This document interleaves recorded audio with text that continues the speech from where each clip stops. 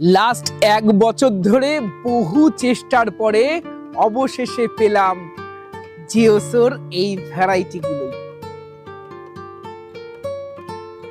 জিওসোর 1 থেকে 5-এর মধ্যে যে ভ্যারাইটিগুলো রয়েছে, হ্যামলিন, ওয়েস্টিন, নাটাল, পেরা এবং ভ্যালেন্সিয়া, অলরেডি আমার কাছে থাকা সত্ত্বেও কেন এই গাছগুলোর পিছনে এত ছুটেছি আমি? কারণ ওরা উন্নত মানের রুট স্টক ব্যবহার করে, যেগুলো এই সুইট অরেঞ্জের ক্ষেত্রে খুব কমফোর্টেবল।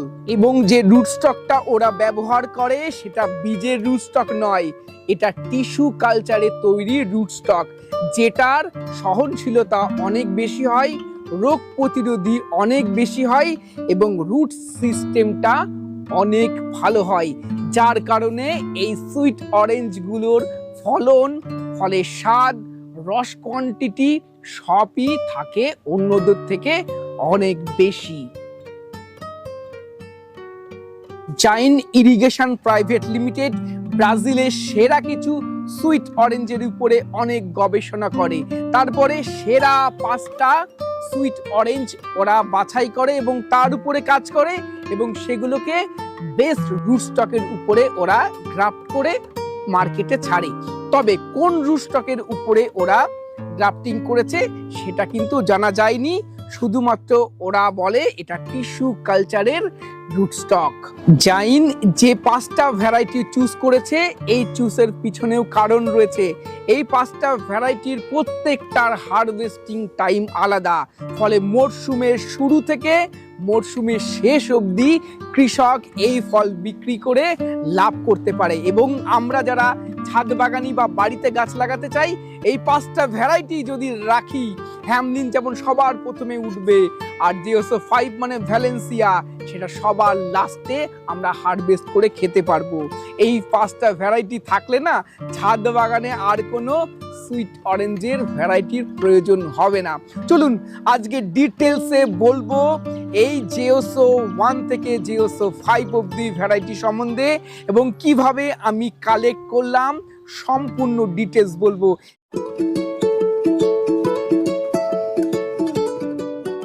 এই গাছটা দেখছেন, এটা জিওসো 1, প্রকৃত নাম ব্রাজিলের বিখ্যাত ভ্যারাইটি হ্যামলিন।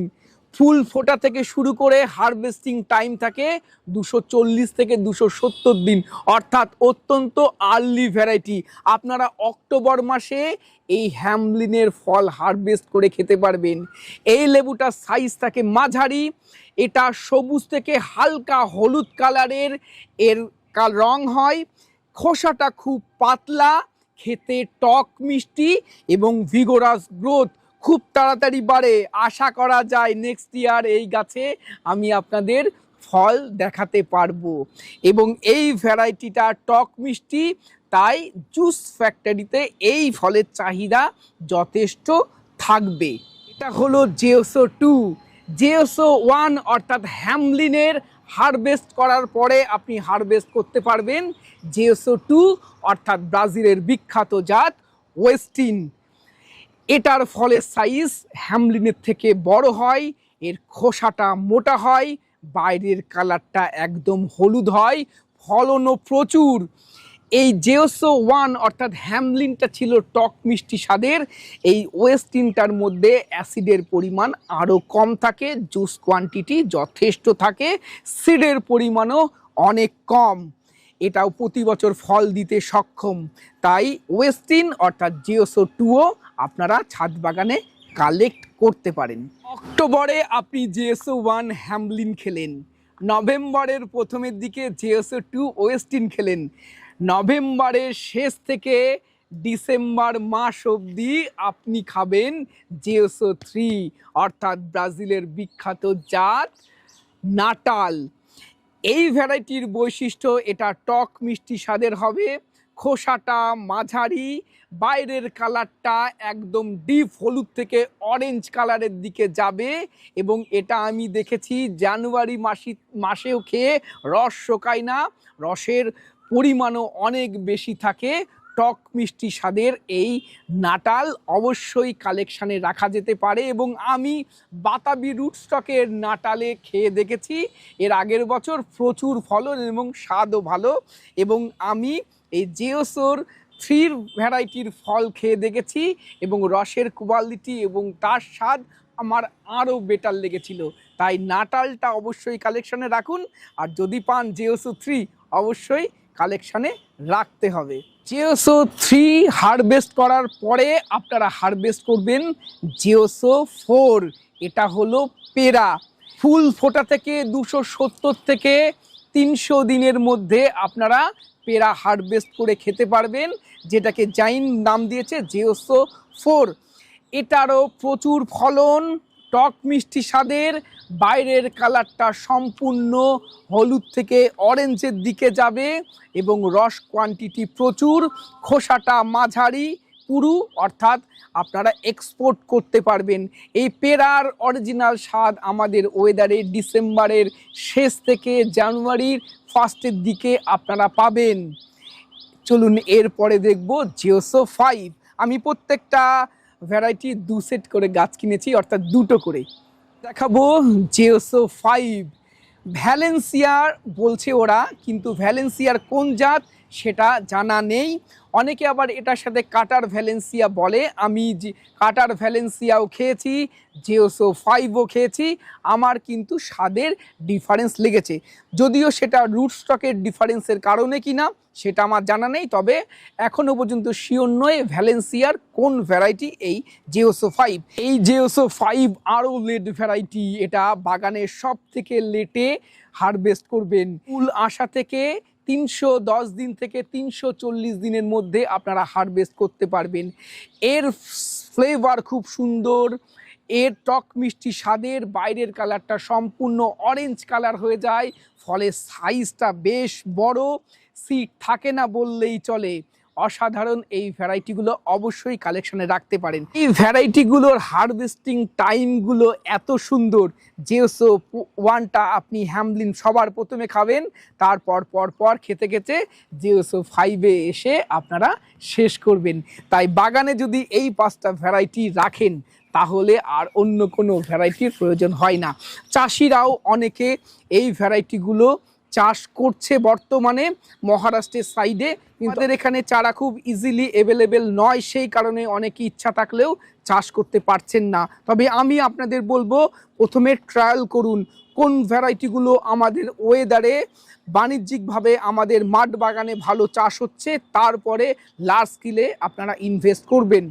চলুন আমরা দেখে নেব এই ভ্যারাইটিগুলোকে আমি কিভাবে লাগাচ্ছি, কি মাটি নিচ্ছি, কারণ এর মাটিটা একটু অন্য রকম করে তৈরি করতে হবে, এর কেয়ারটাও একটু আলাদা। এবং ভিডিও সাথে থাকুন, কিভাবে কালেকশন করলাম সেটাও নিশ্চয়ই জানাবো। এর মাটিটা একটু অন্যরকমভাবে তৈরি করেছি। অন্যরকম বলতে কি, এই মাটিটাকে আমি আরেকটু বেশি ওয়েল ড্রেন সয়েল তৈরি করার চেষ্টা করেছি।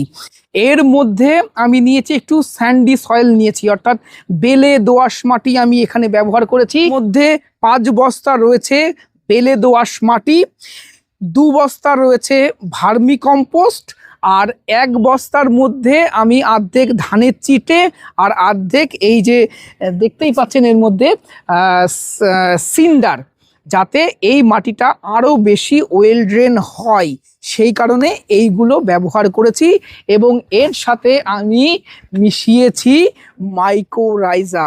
মাইকোরাইজা আপনারা জানেন মূলের বৃদ্ধি আরও ভালো ঘটাবে, সাথে ব্যাট ফাঙ্গাস থেকে গাছকে রক্ষা করবে, সাথে আরও নিউট্রিয়েন্ট গাছকে প্রদান করবে। আপনারা যখনই যে গাছই লাগান না কেন সয়েল তৈরি করার সময় অবশ্যই মাইকোরাইজাটা ব্যবহার করবেন।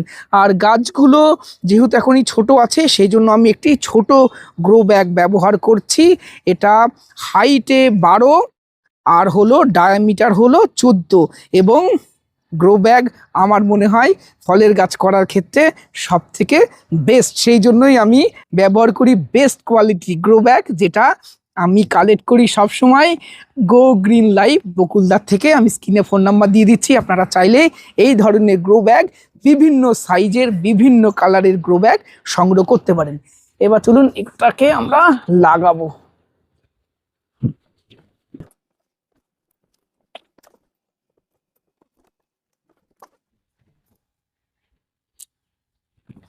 একটু দেখাও এখানে রুট সিস্টেমটা কত ভালো। এই যে বলি না, এটা উন্নত মানের রুট স্টক, তার সাথে এটা আবার টিস্যু কালচারের রুট স্টক। দেখুন কত সুন্দর রুট স্টক, কিচ্ছু না, এই হালকা করে একটু যদি আমি ঠেকা মারলে কি সুন্দর বেরিয়ে আসবে। দেখুন এটা ম্যাক্সিমামটাই কোকোপিট আর হলো ভার্মি কম্পোস্ট এদের দেওয়া আছে। এই দেখুন কি সুন্দর রুট স্টক, দেখুন দেখুন, শুধু গাছের উপরে অনেক ব্রাঞ্চ থাকলেই হবে না, রুট স্টকটাকেও কিন্তু খুব সুন্দর হতে হবে, তবে এই গাছ ভালো হবে।